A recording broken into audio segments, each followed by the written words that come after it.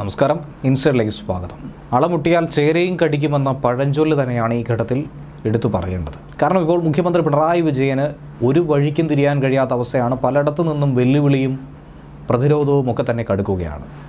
കേന്ദ്രത്തിൻ്റെ ഭാഗമായിട്ടുള്ള അന്വേഷണവും രാഷ്ട്രീയ പോർവിളികളുമൊക്കെ ഒരു ഭാഗത്ത്. അപ്പോഴാണ് ഇപ്പോൾ മുഖ്യനെതിരെ രൂക്ഷ വിമർശനം ഉന്നയിച്ചുകൊണ്ട് ഓർത്തഡോക്സ് സഭയും രംഗത്ത് വന്നിരിക്കുന്നത്. തർക്ക വിഷയങ്ങളുണ്ടെങ്കിൽ അതിൽ നിഷ്പക്ഷത പാലിക്കുന്നതിന് പകരം ഒരു വിഭാഗത്തിൻ്റെ മാത്രം വക്താവായി മുഖ്യമന്ത്രി മാറിയിരിക്കുന്നു എന്നുള്ള ആരോപണം തന്നെയാണ് സഭ ഇപ്പോൾ ഉന്നയിച്ചിരിക്കുന്നത്.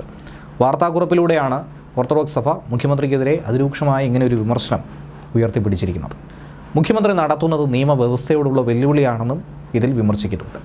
യാക്കോബായ സഭയുടെ സമ്മേളനത്തിൽ പങ്കെടുത്തത് നിയമപരമല്ലാത്ത ആനുകൂല്യങ്ങൾ വാഗ്ദാനം നൽകി കയ്യടി വാങ്ങാൻ വേണ്ടിയിട്ടാണ് മുഖ്യമന്ത്രി ശ്രമിച്ചിരിക്കുന്നതെന്നാണ് ഓർത്തഡോക്സ് സഭ മാധ്യമവിഭാഗം പ്രസിഡന്റായിട്ടുള്ള യൂഹനോൻ മാർ ദിയോക്കോറോസ് കുറ്റപ്പെടുത്തിയിരിക്കുന്നത്. നിയമപരമല്ലാത്ത ആനുകൂല്യം വാഗ്ദാനം ചെയ്ത് ഇങ്ങനെ കയ്യടി വാങ്ങാൻ നടത്തിയ ശ്രമം മുഖ്യമന്ത്രിയുടേത് ഒരിക്കലും ജനാധിപത്യ രാജ്യത്തിന് ഭൂഷണമായ ഒരു രീതിയല്ല.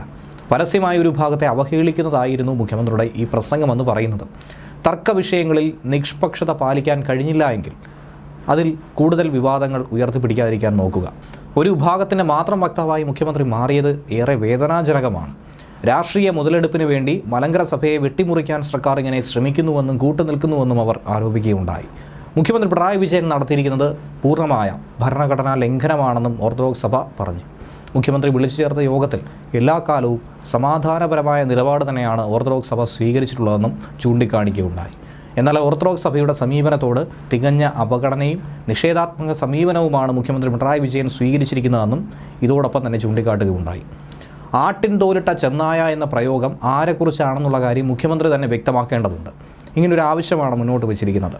മുഖ്യമന്ത്രിയുടെ പ്രസ്താവന കലാപാഹ്വാനത്തിനുള്ള ശ്രമമായി വ്യാഖ്യാനിച്ചാൽ പോലും അതിനെ തെറ്റു പറയാൻ കഴിയില്ല. അളമുട്ടിയാൽ ചേരയും കടിക്കുമെന്ന് കേരളം ഭരിക്കുന്നവർ മനസ്സിലാക്കണമെന്നുള്ളൊരു വിമർശനവും ഇതോടൊപ്പം തന്നെ ഉയർന്നു കേട്ടിട്ടുണ്ട്. പോലീസിനെ ഉപയോഗിച്ചുകൊണ്ട് സർക്കാർ നടത്തുന്ന അട്ടിമറികളെ ആശങ്കയോടെ തന്നെയാണ് ഇപ്പോൾ സഭയും നോക്കിക്കാണുന്നത്. നിയമത്തിനും സത്യത്തിനും വിരുദ്ധമായി മലങ്കര സഭയെ തകർക്കാൻ ആര് ശ്രമിച്ചാലും സഭ ഒറ്റക്കെട്ടായി നിന്നുകൊണ്ട് അതിനെ ചെറുത്ത് തോൽപ്പിക്കുമെന്നാണ് ഓർത്തഡോക്സ് സഭാ സെക്രട്ടറിയായ അഡ്വക്കേറ്റ് ബിജു ഉമ്മനും പറഞ്ഞിരിക്കുന്നത്.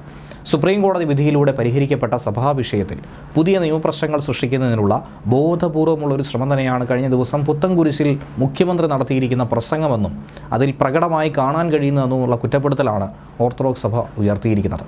കഴിഞ്ഞ ദിവസം പുത്തൻകുരിശിൽ യാക്കോബായ സഭ പരിപാടിയിൽ പങ്കെടുത്ത് മുഖ്യമന്ത്രി നടത്തിയ പരാമർശങ്ങൾ തന്നെയാണ് സഭ ഇത്രയധികം പ്രതിഷേധം പ്രകടിപ്പിക്കാൻ കാരണമായിട്ടുള്ളത്. ഓർത്തഡോക്സ് സഭയുടെ പ്രതിഷേധത്തിന് ആധാരവും സഭയുടെ വിശ്വാസ പാരമ്പര്യങ്ങൾ സംരക്ഷിച്ചുകൊണ്ട് സഭയുടെ അസ്തിത്വം നിലനിർത്തുമെന്നും അതിന് സർക്കാർ പ്രതിജ്ഞാബദ്ധമാണെന്നും മുഖ്യമന്ത്രി കഴിഞ്ഞ ദിവസം പറഞ്ഞിരുന്നു. എല്ലാവരുടെയും കൂട്ടായ സഹകരണത്തോടെ സഭാപ്രശ്നത്തിൽ അന്തിമ പരിഹാരം കാണാൻ കഴിയുമെന്നൊരു പ്രതീക്ഷ തന്നെയാണ് തങ്ങൾക്കുള്ളത്.